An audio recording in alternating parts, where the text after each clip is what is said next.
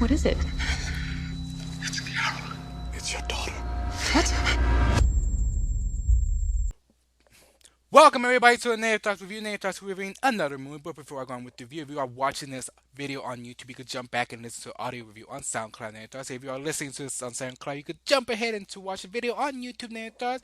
And let's get back with the review. And it is for Secret in Their Eyes, starring Julia Roberts, Nicole Kidman, Julie Edgerford, and pretty much a group of detectives of Homeland Security detectives. They're FBI, but they're doing mostly terrorist act in the peak of the aftermath of 9/11 around 2002.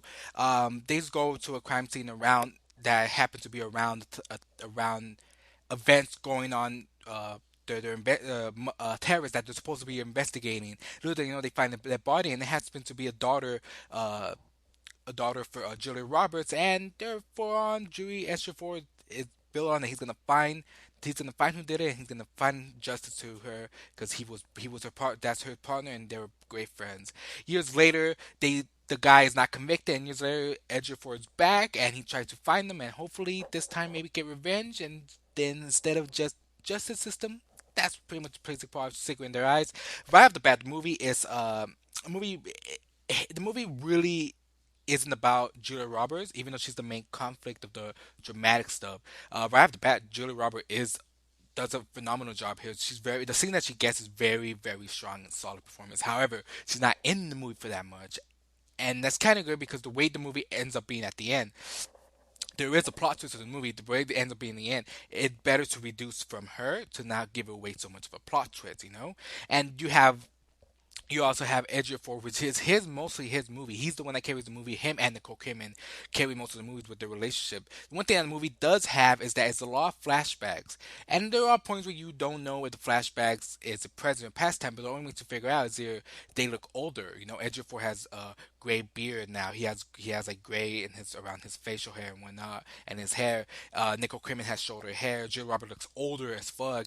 The other co-partners have bald, or one of them has hair now, and stuff like that. And it's really one of those where the movie is really about Ejiofor's investigation, but it's a movie that really takes place mostly the past instead of the future.